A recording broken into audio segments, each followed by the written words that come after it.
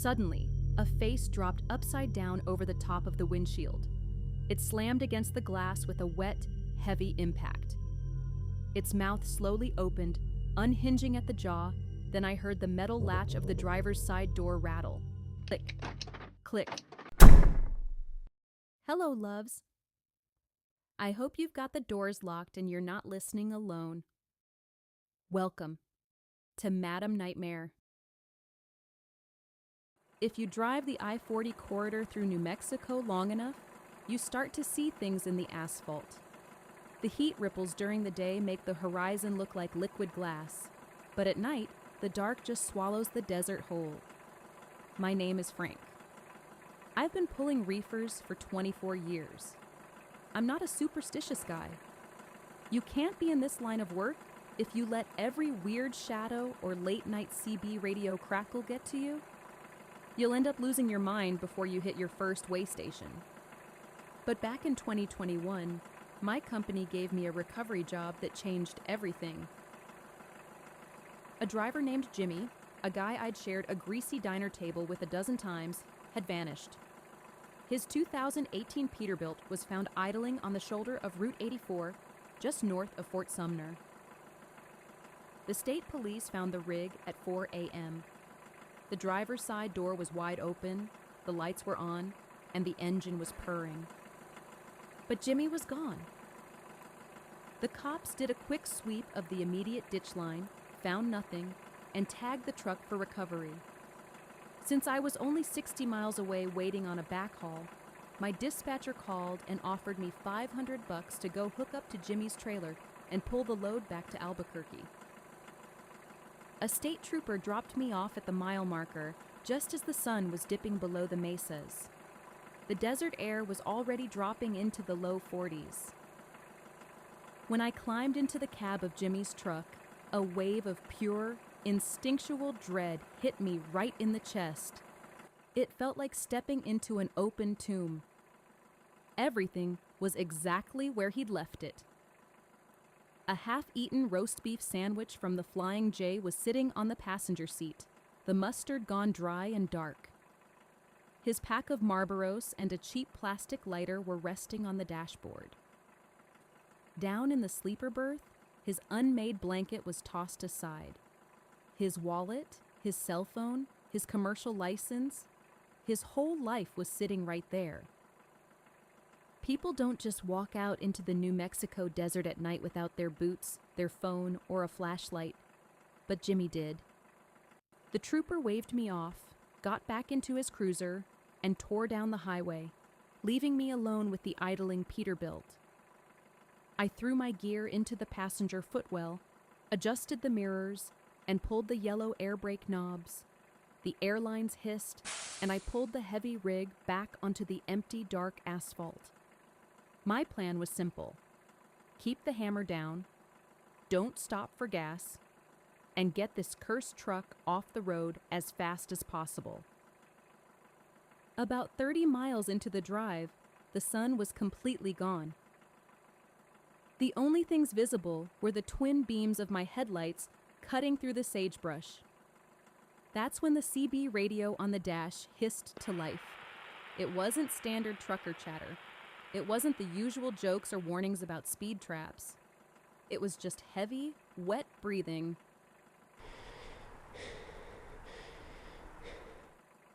Break 19, this is Unit 42 heading west, I said, leaning forward and gripping the mic. Whoever's on the open mic, your button is stuck. Clear the channel. The breathing stopped. For 3 seconds, there was nothing but the steady hum of my tires against the rumble strips. Then a voice came through. It didn't sound like it was coming through a speaker. It sounded like it was being generated by a broken accordion.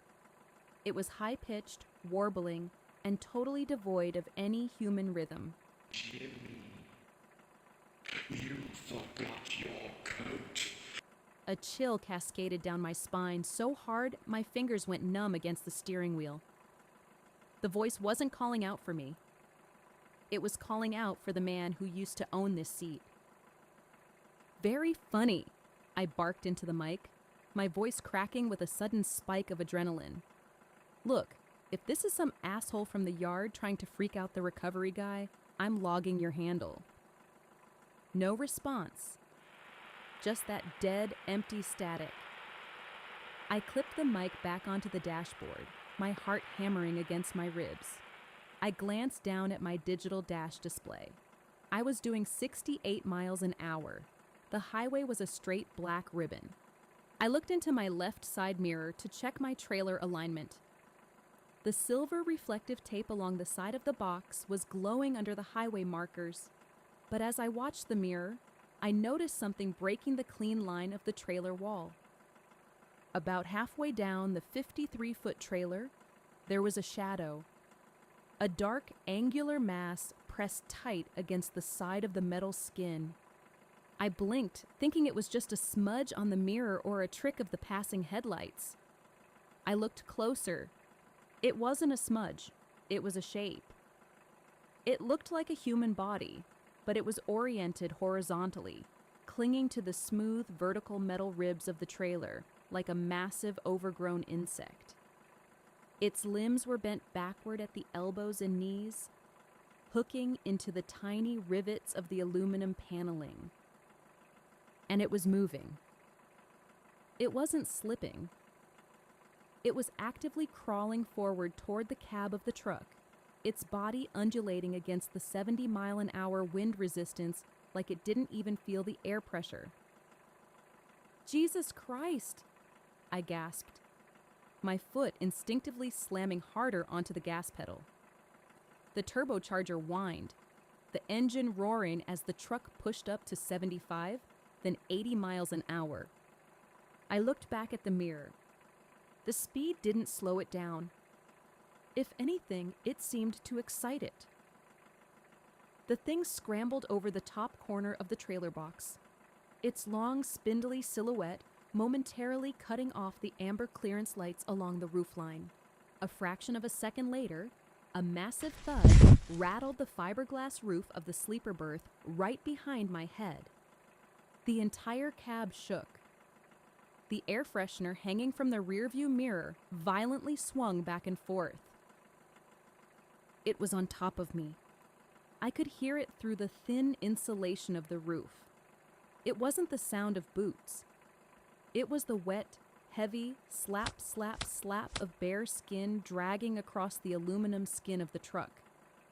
It moved forward, right over the sleeper, until it was directly above the driver's seat. Then the scraping started. Long, hard, calcified nails began dragging across the fiberglass roof, trying to find a seam. I screamed, pulling my tire thumper, a 2-foot club of heavy oak, off the floorboards with my right hand while keeping my left white-knuckled on the wheel. Get off. Get the hell off my truck. Suddenly, a face dropped upside down over the top of the windshield. It slammed against the glass with a wet, heavy impact. I nearly threw the entire rig into the ditch. The face was completely hairless. Its skin, the color of old parchment paper, stretched so tight over its skull that the cheekbones looked ready to rip through the flesh. It didn't have a nose, just 2 vertical slits between its eyes. And those eyes, they were the size of tennis balls, entirely pitch black, reflecting the green glow of my dashboard instrument panel. It didn't have eyelids. It just stared through the glass, its face mere inches from mine, completely unmoved by the freezing wind tearing past the cab. Its mouth slowly opened, unhinging at the jaw. Fused directly into its white, bloodless gums were dozens of tiny, needle-sharp teeth caked in dried, dark grease. It pressed its gray tongue flat against the windshield, leaving a thick, oily smear on the glass. It wasn't trying to break the glass. It was waiting. It reached one long, emaciated arm down the side of the cab door. I heard the metal latch of the driver's side door rattle. Click, click. It was trying to open the door from the outside.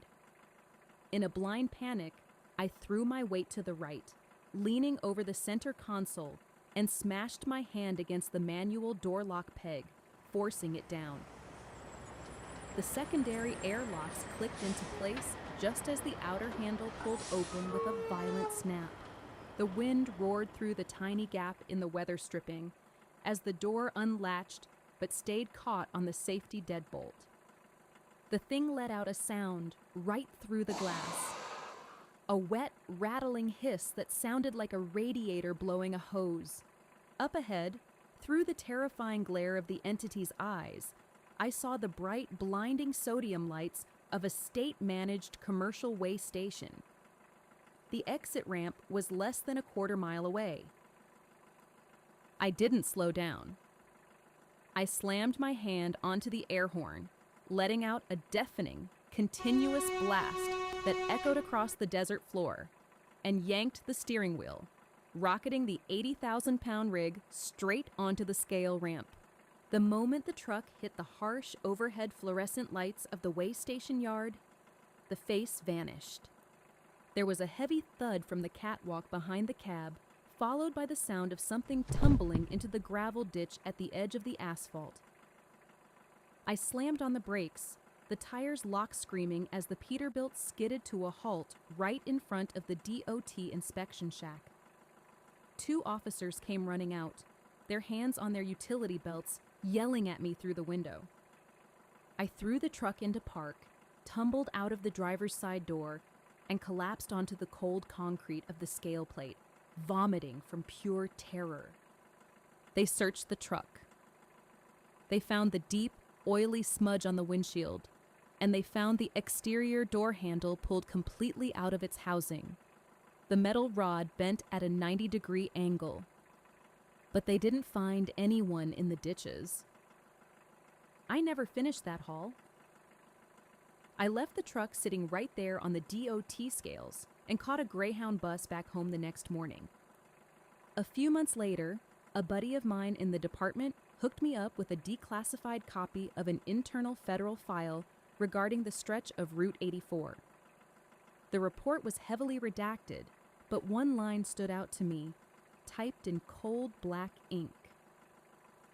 Subject targets long-haul commercial vehicles utilizing high wind resistance to anchor placement on exterior paneling. 11 known driver disappearances within sector remain unresolved.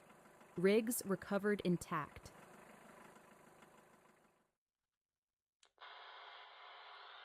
Breaker 40 come in, over. If you ask any highway trooper what the most boring job in law enforcement is, they'll tell you it's manning a Department of Transportation way station.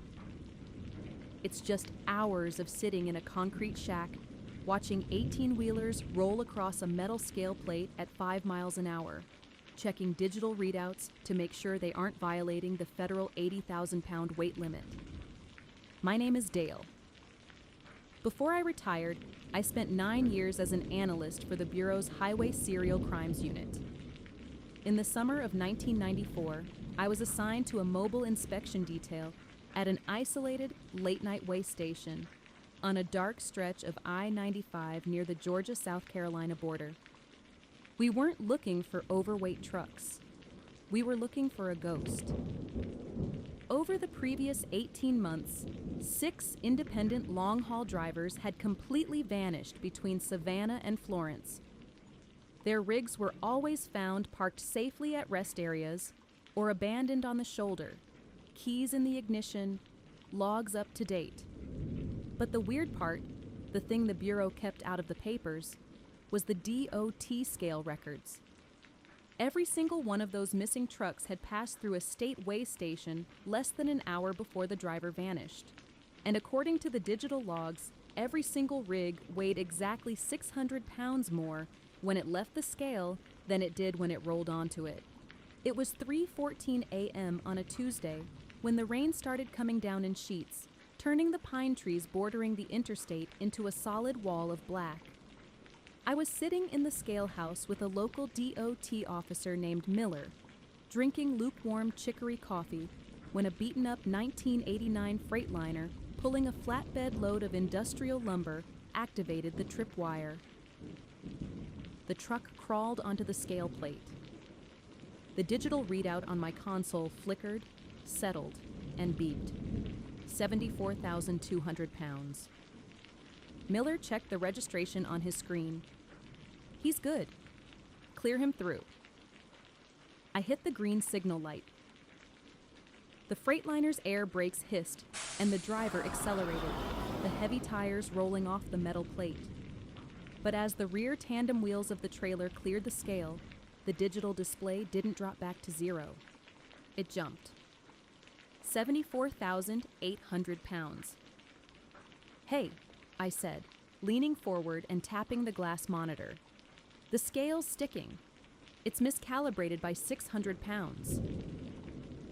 Miller frowned, punching a manual reset code into the terminal. "Can't be. We just had the state techs out here yesterday.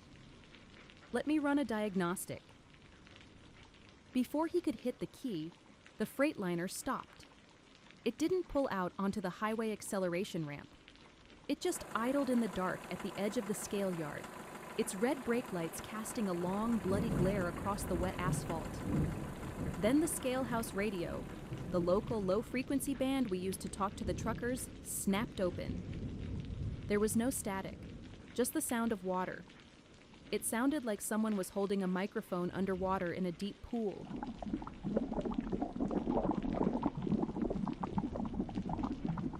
"Freightliner on the ramp. This is DOT inspection," I said, grabbing the mic. "You're cleared to move out. You're blocking the lane." The water sound stopped. Then a voice came through the speaker. It didn't sound like it was coming from a human throat. It sounded like two pieces of heavy canvas being rubbed together in a tight space. The load is shifting.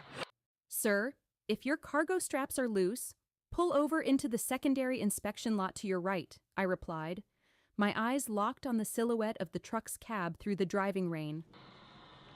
The driver didn't answer. But through the rear window of the Freightliner's sleeper berth, I saw a shape. The interior dome light of the truck hadn't been turned on, but the red glare from the brake lights was catching the glass. A massive pale mass was pressed hard against the small rectangular window. It didn't look like a person. It looked like a vast, hairless, bloated torso, its skin translucent and slick with grease, folding in on itself to fit inside the tight dimensions of the sleeper cabin. "Miller?" I whispered, dropping the mic. "Look at the sleeper." Miller didn't look. He was staring at his monitor. His face had gone completely white under the fluorescent lights of the shack. "Dale, the scale isn't sticking." I looked down at the screen. The Freightliner was completely off the scale plate now. There was nothing touching the metal deck but the pouring rain. The digital readout was climbing. 600, 1,200, 1,800, 2,400. Something invisible, something that weighed over a ton, was slowly walking across the metal scale plate toward the glass window of our shack. The heavy steel structure of the scale house gave a sudden, violent shudder. The concrete floor beneath my boots vibrated. Outside, the rain hitting the scale deck didn't splash normally anymore. It was being deflected around two massive, invisible focal points that were sinking into the metal plates, leaving deep, dry indentations in the waterline. The invisible weight stopped right at the edge of the concrete walkway outside our door. The digital monitor on my desk exploded in a shower of sparks, the screen going completely black. The smell of burning circuit boards filled the tiny room. On the ramp, the Freightliner suddenly roared to life. Its tires spun on the wet asphalt, throwing up a cloud of gray steam, and the truck rocketed out onto the dark highway, its taillights vanishing into the pine trees within seconds. "Lock the door," Miller choked out, scrambling backward into the corner of the room, his hand fumbling for his service weapon. I didn't move. I couldn't.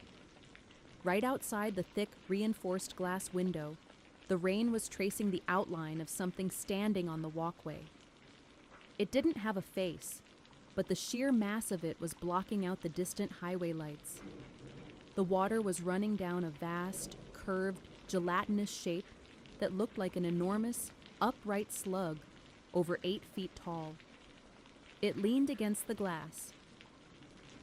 The heavy bulletproof window didn't break, but it groaned under an immense, crushing pressure. A thick, yellowish, oily grease began to ooze through the rubber gaskets around the frame, dripping onto our desk. It smelled like rancid fat and old river mud.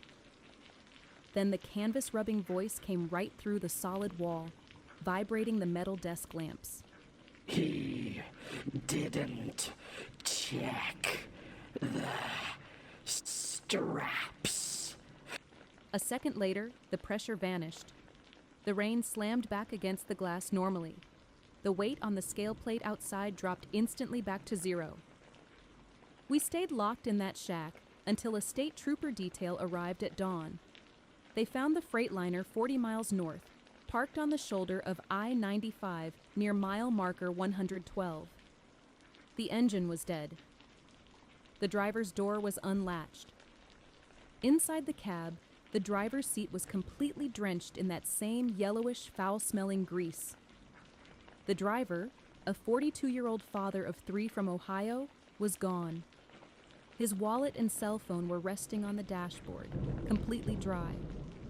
The Bureau closed the way station 3 weeks later, citing infrastructure modernization. The highway was rerouted a mile west, leaving the old scale house to be swallowed by the Georgia kudzu. I quit the task force that winter.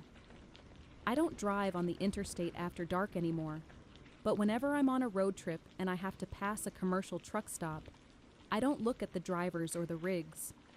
I look at the tires because I know that some loads aren't carried in the trailer and they don't always pay for the ride.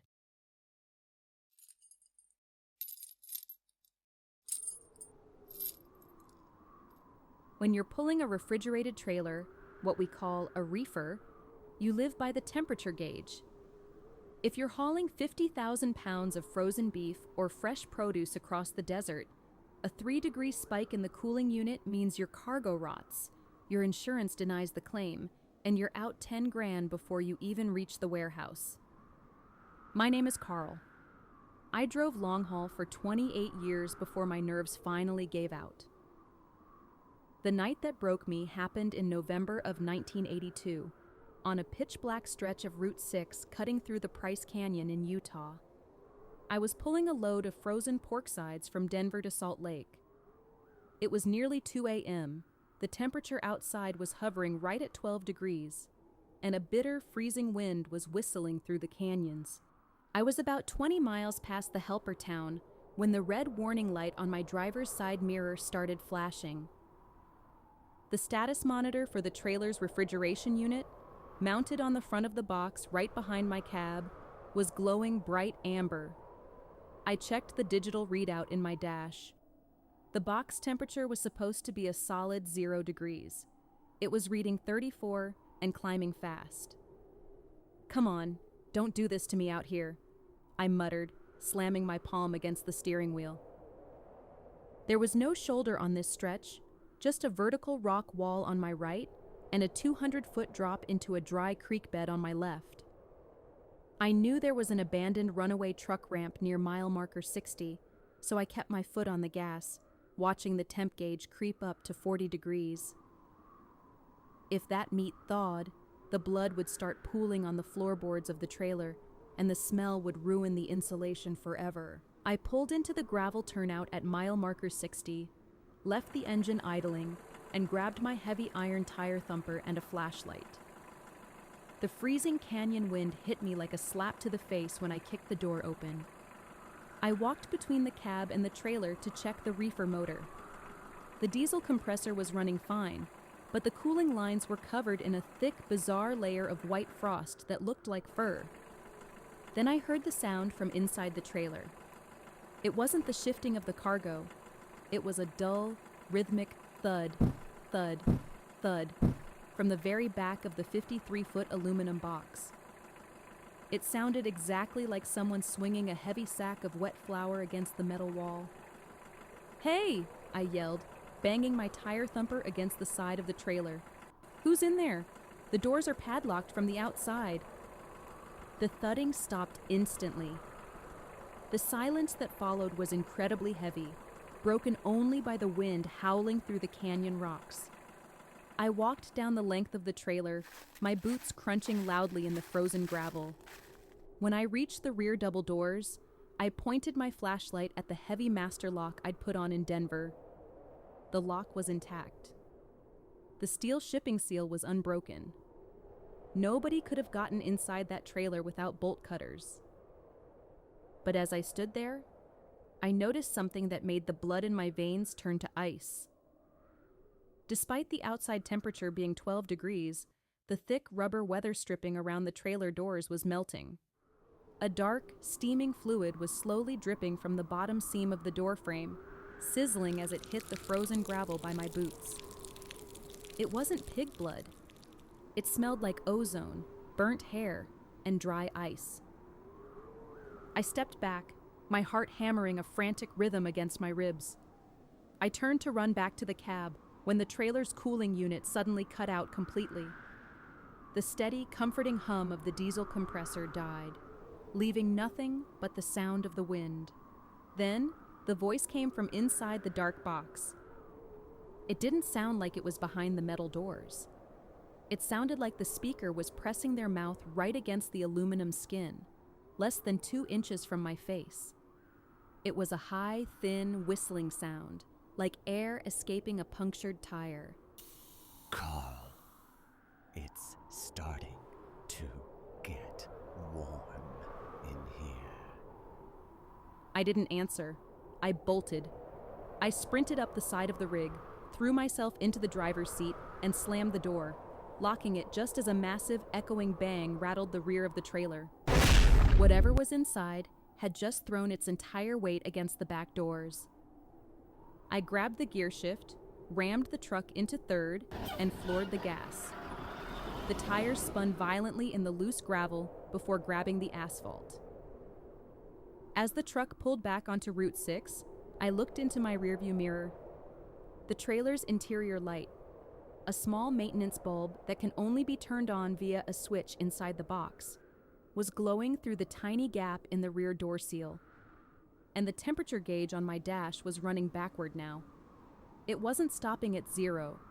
It was dropping into the negatives. -10, -30, -60. At -70 degrees, the engine of my Peterbilt began to sputter. The diesel fuel in the lines was starting to gel from an impossible, unnatural cold that was creeping forward from the trailer into the cab. The windows of my truck began to frost over from the inside, the white ice crystals spreading across the glass in long, jagged patterns that looked like reaching fingers. My breath was coming out in thick, white clouds. My fingers were freezing to the steering wheel. "Come on! Keep running! Keep running!" I screamed, my teeth chattering violently as the truck's heater began blowing pure, freezing air. Through the frosted side mirror, I saw the rear doors of the trailer. The heavy steel locking bar, the one secured by my padlock, was slowly bending outward. The metal was groaning, screaming under a pressure that shouldn't have been possible. Then, with a sound like a rifle shot, the padlock snapped. The right-hand door swung wide open, banging violently against the side of the trailer as I took a sharp turn through the canyon. My flashlight was still sitting on the passenger seat, its beam pointing backward into the sleeper berth. In the reflection of the glass, I saw what was coming out of the open trailer box. It wasn't a man. It was a long, segmented shape made of frost and frozen blue flesh, its limbs long and thin like a praying mantis, dragging its weight across the top of my load of meat. It didn't have a face, just a smooth, crystalline skull that reflected the passing highway markers like a mirror. It reached the front of the trailer. I heard its frozen claws dig into the aluminum skin of the cab roof right above my head. Tink, tink, tink. The cold inside the cab was absolute now. I couldn't feel my feet. The digital dash display flickered and died, the engine giving one final choked cough before the entire rig began to coast down the dark canyon grade in total silence. Up ahead, through the iced windshield, I saw the flashing blue lights of a Utah State Trooper cruiser parked in a turnaround. I didn't have power steering, and I didn't have power brakes. I threw my entire weight onto the brake pedal, the manual drums smoking as I steered the dead 80,000-pound rig straight into the turnaround, slamming the front bumper into the rock wall just 20 feet from the cruiser. The impact shattered the windshield. The trooper came running out, his gun drawn, yelling at me to get out of the vehicle. I didn't have to. The moment the truck stopped, the weight on the roof vanished. I heard a sharp, brittle crack from the dark woods bordering the creek bed below, like a heavy icicle falling from a tree. When the FBI Highway Serial Crimes Task Force processed the scene 3 hours later, they found the trailer doors wide open. My load of frozen pork was still there, but every single piece of meat had been stripped of its marrow. The bones cleanly hollowed out by something that had literally frozen them until they became brittle enough to shatter.